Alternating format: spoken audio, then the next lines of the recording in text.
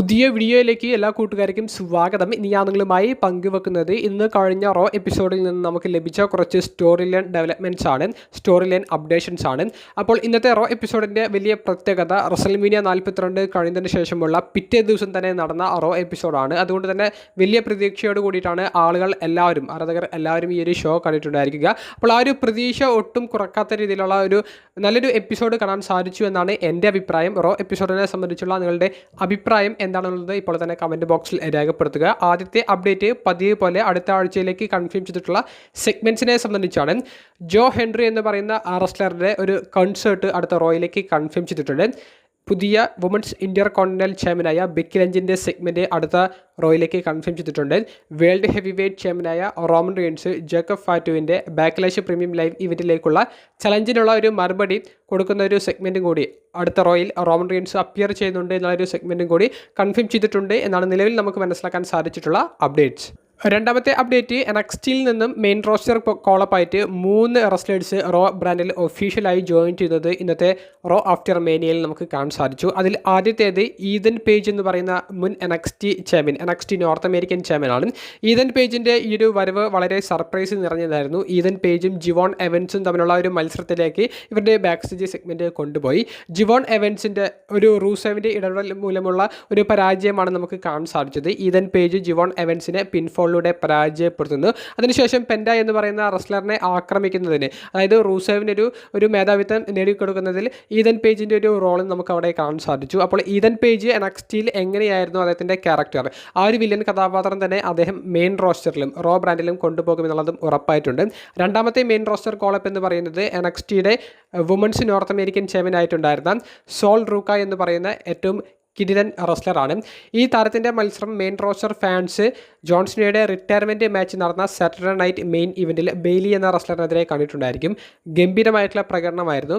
NXT follow ചെയ്യുന്നവർക്ക് Sol റൂക്കയെ സംബന്ധിച്ച് പ്രത്യേകം ഇങ്ങനെ എടുത്തു പറയേണ്ട ഒരു ആവശ്യമില്ല. കിടിലൻ ആയിട്ടുള്ള ഒരു പെർഫോമൻസ് ലെവലായിരിക്കും താരത്തിൻ്റെ ഭാഗത്തു നിന്ന് കാണാൻ സാധിക്കുക. അതിൻ്റെ ഒരു സാമ്പിൾ വെടിക്കെട്ട് മാത്രമാണ് ഇന്ന് വുമൻസ് വേൾഡ് ചാമ്പ്യനായ ലിവ് മോർഗനെതിരെ സോൾ റൂക്ക കാഴ്ചവെച്ചത്. ഇതിനേക്കാൾ അക്രോബാറ്റിക് ലെവലിൽ താരത്തിന് കുറേയധികം മൂവ്സ് ചെയ്യാൻ സാധിക്കും. പക്ഷേ സമയം കിട്ടണം, നല്ലൊരു സ്റ്റോറി കിട്ടണം, എന്നാൽ മാത്രമേ താരത്തിന് അത്രയും നല്ലൊരു പ്രകടനം കാഴ്ചവെക്കാൻ സാധിക്കുകയുള്ളൂ.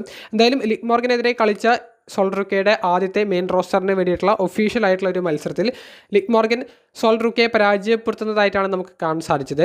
അത് സാരിയ എന്ന് പറയുന്ന സോൾ റൂക്കയുടെ ഏറ്റവും അടുത്ത ഒരു സുഹൃത്തും ഇപ്പോൾ ഏറ്റവും വലിയൊരു ശത്രുവുമായി മാറിയിട്ടുള്ള റെസ്ലറുടെ ഒരു ഇടപെടൽ മൂലമാണ്. അപ്പോൾ സോൾ റൂക്കയുടെ ആദ്യ മത്സരത്തിൽ താരം പരാജയപ്പെടുന്നു. പിന്നീട് നമ്മളിപ്പോൾ തുടക്കത്തിലെ പറഞ്ഞതുപോലെ ജോ ഹെൻറി റോ ബ്രാൻഡിൽ ജോയിൻ ചെയ്തു എന്നുള്ളൊരു അപ്ഡേറ്റുമാണ് അറിയാൻ സാധിച്ചിട്ടുള്ളത്. മൂന്നാമത്തെ അപ്ഡേറ്റ് ടാഗ് ടീം ഡിവിഷനിലേക്ക് മുൻ റോ, സ്മാക്ഡൗൺ തുടങ്ങിയ ബ്രാൻഡുകളുടെയൊക്കെ ടാഗ് ടീം ചാമ്പ്യന്മാർ ആയിരുന്ന WWE ടാഗ് ടീം ചാമ്പ്യന്മാരൊക്കെ ആയിരുന്ന സ്ട്രീറ്റ് പ്രോഫിറ്റ്സ് എന്ന് പറയുന്ന ടീം തിരികെ വന്നതാണ്.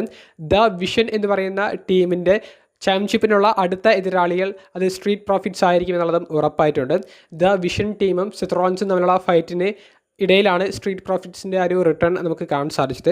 അപ്പോൾ ദ വിഷൻ ടീമിലെ നിലവിലെ വേൾഡ് ടാഗ് ടീം ചാമ്പ്യന്മാരായ ഓസ്റ്റിൻ തിയറി, ലോഗൻ പോൾ തുടങ്ങിയവർക്കെതിരെ സ്ട്രീറ്റ് പ്രോഫിറ്റ്സിൻ്റെ ഒരു സ്റ്റോറി വരുമ്പോൾ ഇൻട്രസ്റ്റിംഗ് ആയിട്ട് നമുക്കൊരു ഫ്രഷ് സ്റ്റോറി കാണാൻ സാധിക്കും. എന്തായാലും സ്ട്രീറ്റ് പ്രോഫിറ്റ്സിൻ്റെ ഒരു കടന്നുവരവ് ടാഗ് ടീം ഡിവിഷൻ ഒന്നും കൂടി ഒന്ന് ഉണർത്തിയേക്കും എന്നുള്ളൊരു പ്രതീക്ഷയും നൽകുന്നുണ്ട്. നാലാമത്തെ അപ്ഡേറ്റ് ഇന്റർ കോണ്ടിനെൻ്റൽ ചാമ്പ്യൻഷിപ്പിനെ സംബന്ധിച്ചാണ്. ഇന്റർ കോണ്ടിനെൻ്റൽ ചാമ്പ്യൻഷിപ്പിൻ്റെ കൃത്യമായിട്ടുള്ളൊരു സ്റ്റോറി റോ ആഫ്റ്റർ മേനിയയിലൂടെ തുടക്കം കുറിച്ചിട്ടുണ്ട്. ജിവോൺ എവൻസിനെ ഈതൻ പേജ് പരാജയപ്പെടുത്തുന്നത് റൂസേവിൻ്റെ സഹായത്തോട് കൂടിയിട്ടാണ്.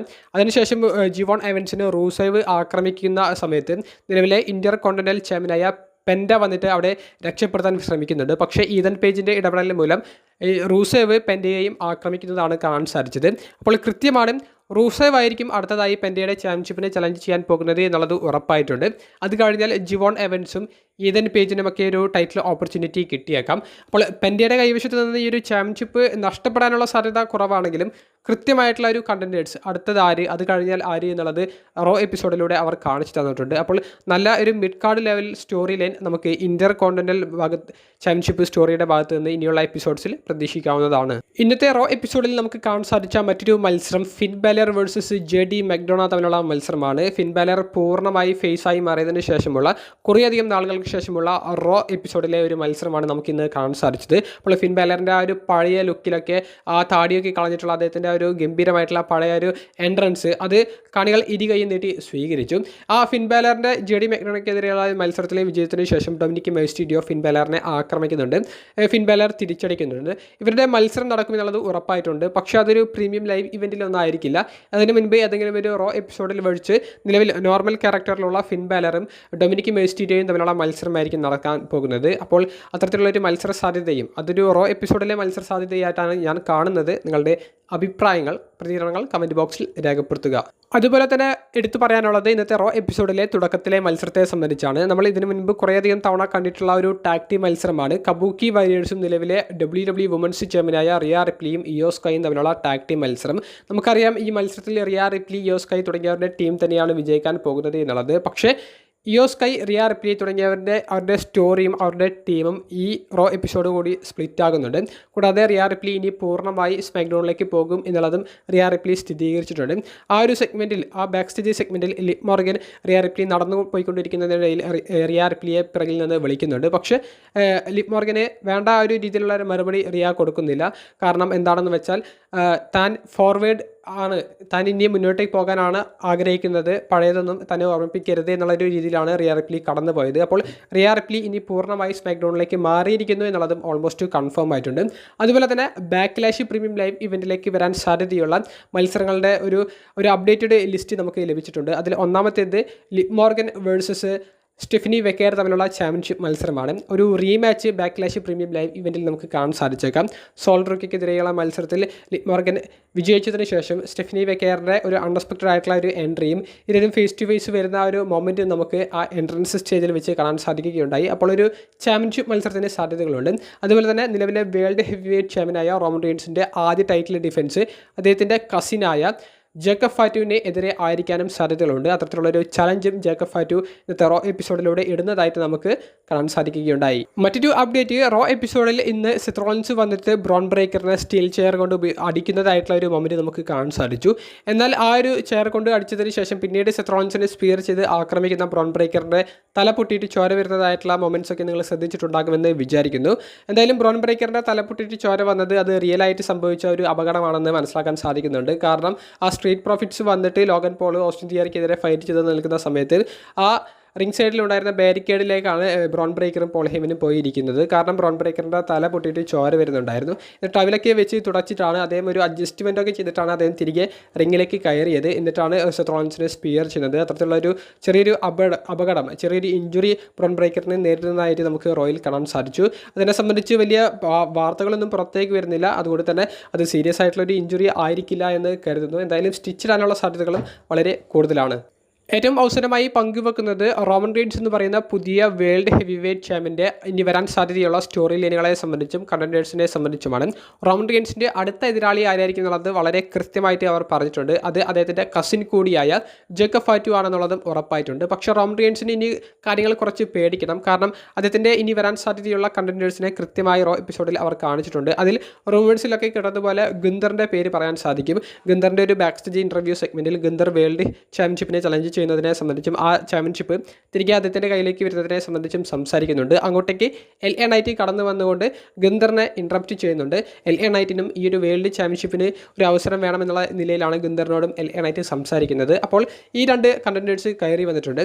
റോ എപ്പിസോഡ് ആരംഭം കുറിക്കുന്നത് ഒബാഫെമിയുടെ ഒരൊറ്റ വാചകം പറഞ്ഞിട്ടുള്ള ആ ഒരു സെഗ്മെൻറ്റോട് കൂടിയിട്ടാണ്.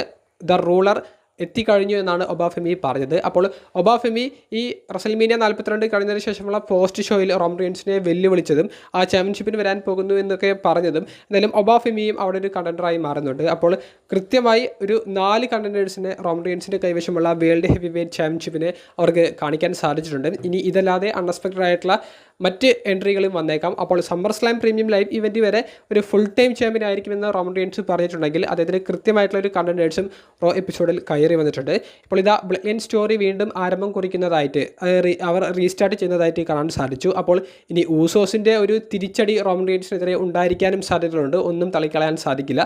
അപ്പോൾ ഇൻട്രസ്റ്റിംഗ് ആയിട്ടുള്ള എപ്പിസോഡ്സ് ആയിരിക്കും ഇനി അങ്ങോട്ട് കാണാൻ സാധിക്കുക എന്നുള്ളതും കൺഫേം ആയിട്ടുണ്ട്. ഇത് തന്നെയാണ് റോ എപ്പിസോഡിലും WWE പ്രോഗ്രാമുകളിലും നമ്മൾ പ്രതീക്ഷിക്കുന്നതും നമ്മൾ കാത്തിരിക്കുന്നതും. അത്രയ്ക്ക് കിടിലമായിട്ടുള്ളൊരു റോ ആഫ്റ്റർ മേനിയ എന്നാണ് എൻ്റെ അഭിപ്രായം. നിങ്ങളുടെ പ്രതികരണം കമൻറ്റ് ബോക്സിൽ രേഖപ്പെടുത്തുക. അപ്പോൾ അടുത്തൊരു വീഡിയോയുമായി കാണുന്നത് വരെ ബൈ.